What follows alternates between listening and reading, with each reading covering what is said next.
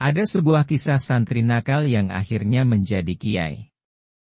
Sebagian kita mungkin ada yang anaknya dianggap bandel kemudian dipondokkan ke pesantren. Tujuannya tidak lain agar anaknya menjadi anak yang baik dan berilmu. Pondok Pesantren Al-Muayyad Solo Jawa Tengah yang diasuh oleh Kiai Haji Ahmad Umar Abdul Manan, menjadi saksi kisah santri nakal yang akhirnya menjadi kiai. Pondok Pesantren Al-Muayyad Solo ini dipimpin oleh Kiai Ahmad Umar Abdul Manan atau dikenal dengan panggilan Kiai Umar. Di pondok pesantren ini, kita akan menemukan kisah melegenda tentang cara kiai dan ustadz menghadapi santri-santri yang nakal.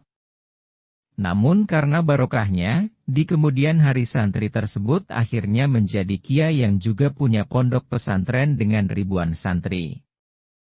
Meski Kiai Umar tidak begitu dikenal secara nasional apalagi di kalangan non-santri, pada era 1980-an.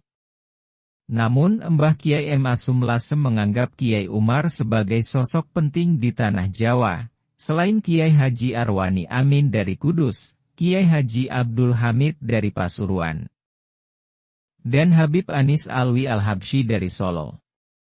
Mengapa nama Kiai Ahmad Umar Abdul Manan jarang dikenal oleh masyarakat umum? Mungkin karena sejak dulu beliau enggan ikut serta dalam urusan politik, termasuk politik PBNU. Meski cukup banyak pengurus NU yang datang dan mencoba mendekati Kiai Umar untuk masuk politik, namun beliau menolaknya. Sikapnya yang kerap menghindari persoalan politik ini adalah ciri khasnya. Seperti dikutip laman NU, Kiai Umar pernah berkata, orang itu pangkatnya lain-lain. Ada yang pangkatnya memikirkan NU, ada yang pangkatnya mengurusi NU. Lah kita ini baru sampai pangkat mengamalkan NU. Ya sudah, jadi bagian kita ini saja kita laksanakan. Mengajar santri, memelihara orang kampung. Jangan terlalu banyak orang memikirkan dan mengurusi NU. Tapi sedikit mengamalkannya, ujar Kiai Umar. Suatu hari kepala pengurus pondok atau biasa disebut lurah pondok merasa pusing bukan kepalang mengatasi santri-santri nakal yang kerap membikin ulah. Maka, sang lurah pun melaporkan masalah ini kepada Kiai Umar.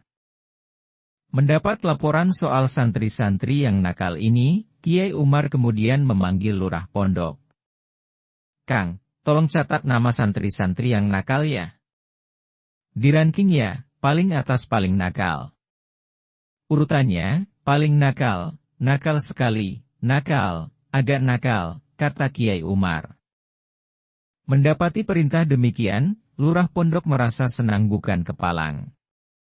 Dalam bayangan lurah pondok, beban sebagai seorang kepala pengurus pesantren bisa sedikit berkurang. Setidaknya, tidak akan melihat lagi para santri nakal, pikirnya. Kapok muka panle. Dikasih tahu pengurus pondok ngel saja. Sekarang namamu tak tulis pakai spidol besar-besar, kata lurah pondok girang sekembalinya ke kantor pengurus pondok. Dengan semangat lurah pondok menulis beberapa nama santri nakal. Setelah selesai mendaftar beberapa nama santri nakal, ia langsung melapor. Ini Kiai, katanya kepada Kiai Umar. Lurah pondok kemudian pamit dan menunggu keputusan Kiai Umar. Seminggu, 2 minggu, 3 minggu. Kok tidak apa-apa, batin lurah pondok, heran. Santri-santri nakal itu masih saja berkeliaran di pesantren. Jangankan diusir atau dikeluarkan dari pesantren, dipanggil ke Edalem untuk menghadap Kiai Umar saja tidak. Akhirnya karena penasaran, lurah pondok lantas memberanikan diri sowan untuk bertanya, Pak Kiai, nyuwun sewu. Ya kenapa, tanya Kiai Umar. Itu, Pak Kiai. Santri-santri nakalnya kok belum diusir dari pondok, tanya lurah pondok. Loh? Siapa? Santri yang mana? Itu, santri yang kemarin saya catat nama-namanya dan saya serahkan ke Pak Kiai. Loh, kok diusir emang kenapa? Tanya Kiai Umar. Lah, kan itu santri nakal-nakal, jawab lurah pondok semakin bingung. Kiai Umar hanya tersenyum mendengar pertanyaan lurah pondok. Kang, mereka ini, santri-santri beling ini, mereka dipondokkan justru karena mereka nakal. Dipondokan itu memang supaya tidak nakal, kata Kiai Umar. Lurah pondok bingung. Lalu buat apa panjenengan perintahkan saya mencatat nama-nama santri yang nakal ini? Tanya lurah pondok. Kang, kamu kan tahu sendiri kalau setelah salat tahajud, doaku ya mendoakan seluruh santri-santriku semua. Nah, catatan nama-nama itu tak bawa, untuk khususon. Biar diprioritaskan, terang Kiai Umar. Mendengar penjelasan itu, lurah pondok manggut-manggut, tanda paham. Kiai Umar memang punya cara sendiri untuk mendidik santri nakal. Bahkan, tidak jarang beliau memanggil santri nakal ke endalemnya dan dijamu dengan makanan yang enak-enak. Diajak bicara baik-baik, sampai si santri merasa bersalah dan akhirnya mau memperbaiki diri. Kisah inilah yang kemudian menginspirasi lurah pondok yang di kemudian hari menerapkan cara yang sama dalam menghadapi santri nakal di pesantren yang diasuhnya. Lurah pondok ini adalah Kiai Haji Baidowi Syamsuri, pengasuh pondok pesantren Sirojut Tholibin di Berabu, Purwodadi, Jawa Tengah. Bukan hanya mendoakan. Kiai Baidowi juga sering menggunakan cara yang sama dengan Kiai Umar, menjamu santri nakal makan di kediamannya untuk diajak bicara dan dinasehati baik-baik. Cara yang sama juga dilakukan Kiai Ali Maksum, teman Kiai Umar, pendiri pondok pesantren Ali Maksum Kerapiak. Beliau sering mengajak santri-santrinya yang nakal untuk jalan-jalan naik sepeda ontel dan menyuruh mereka sering-sering main ke kediamannya. Bahkan si santri kadang dijamu layaknya tamu kehormatan.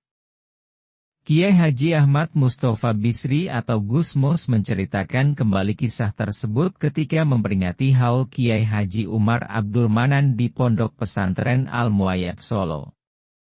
Suatu ketika, saya diundang ceramah di pesantren Az-Zahro Kendal, Jawa Tengah. Pesantren dengan kiai yang masih sangat muda saat itu, ujar Gus Mus. Ada puluhan ribu orang yang hadir.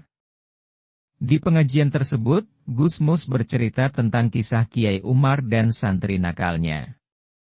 Gus Mus mengatakan suka menceritakan kisah ini. Karena apa yang dilakukan Kiai Umar memang sesuai dengan yang dipesankan ayahnya, bahwa mengajar harus lahir batin. Ketika hadirin yang lain tertawa mendengar cerita Gus Mus, hanya satu orang yang tidak tertawa. Kiai muda ini tertunduk diam.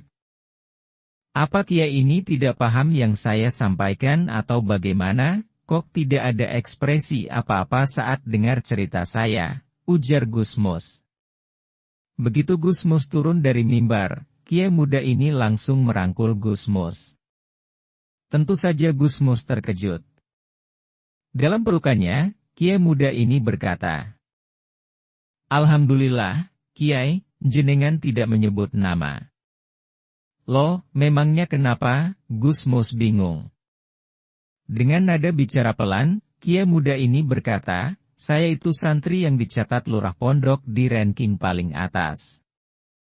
Kaget, heran dan kagum saya, dengan statusnya dulu sebagai santri ternakal. Dia sekarang jadi kiai dengan ribuan santri. Pungkas Gus Mus. Betapa luar biasa kiai-kiai zaman dulu. Mereka mendidik santri tidak hanya mengajar secara lisan saja, namun juga dibarengi dengan laku tirakat dan doa.